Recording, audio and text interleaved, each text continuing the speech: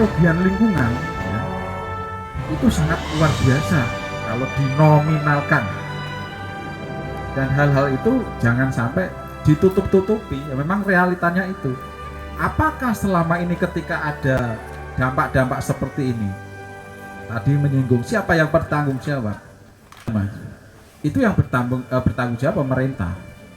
Karena pertama, mereka telah melakukan pembiaran. Pengawasannya seperti apa? Ya, karena bagaimanapun pemerintah daerah itu mempunyai kewenangan dalam pengawasan, dan itu sih jadi BEM Unisnu kali ini ya berani mengadakan acara seperti ini ya. Memang realitanya seperti ini, dan memang ada masyarakat yang dirugikan. Jadi kita tidak mencari-cari kesalahan kalau masyarakat, lingkungan, dan kerugian negara. Tapi ironisnya pemerintah kehadirannya sampai saat ini, seberapa peran mereka? Ya.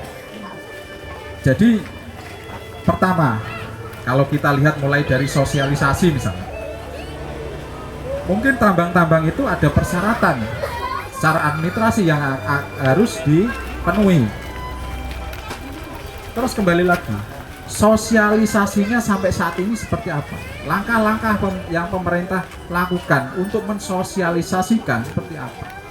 Baliho-baliho besar di jalan-jalan raya ya, itu berisi fotone wong ya, berisi iklan. Itu bayangkan kalau itu berisi syarat perizinan tambang misalnya, itu kan lebih edukatif kan gitu. Bukan apa foto-fotonya orang yang tidak jelas visi misinya. Maaf ini.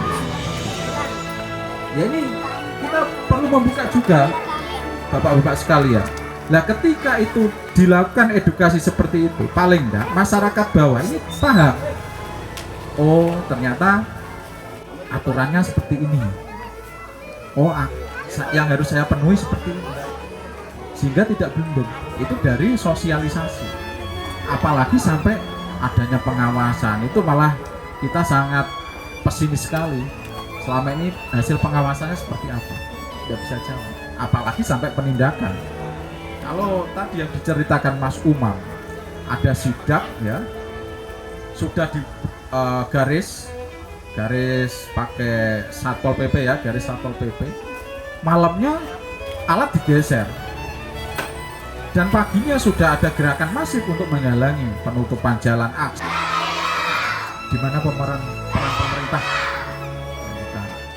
yang kita pertanyakan. Jadi biar kita juga menerima informasi yang valid, ya, menerima jawaban yang sesuai dengan orang yang berkompetensi, sehingga informasi yang kita dapat itu tidak simpang siur. Itu yang kita harapkan. Sebatas awalan ya seperti ini. Jadi sebisa kita, memang kita di sini kapasitasnya adalah pendamping karena kita diberikan kuasa dari masyarakat sini.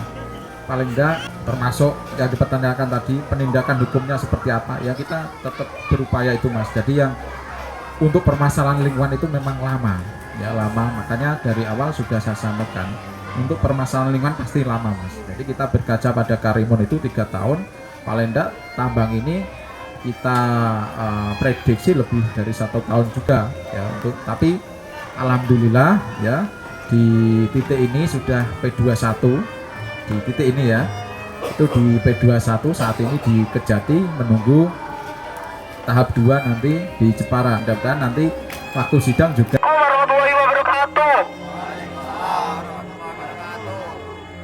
Hidup mahasiswa, hidup rakyat Indonesia.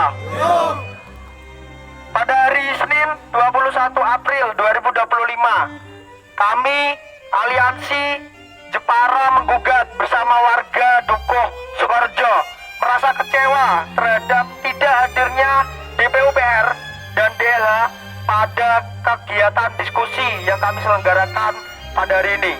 Oleh karenanya itu, kami Aliansi Jepara Menggugat bersama warga Dukuh Sukoharjo menyatakan sikap. 1. Menolak keras adanya praktik tambang galian C ilegal di Desa Pancur, khususnya di Dukuh Sukoharjo.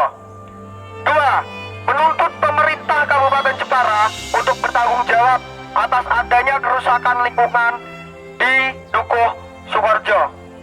3. Tegakkan hukum bagi pelaku penambangan galian C ilegal. 4.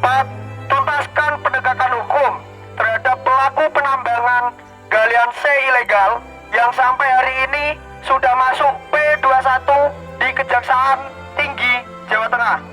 5. Tindak pejabat berwenang yang terlibat dalam penambangan ilegal. 6. Usut tuntas tindak pidana pencucian uang pada praktik penambangan galian C ilegal. Hidup rakyat Indonesia! Hidup mahasiswa! Tolak tambang ilegal!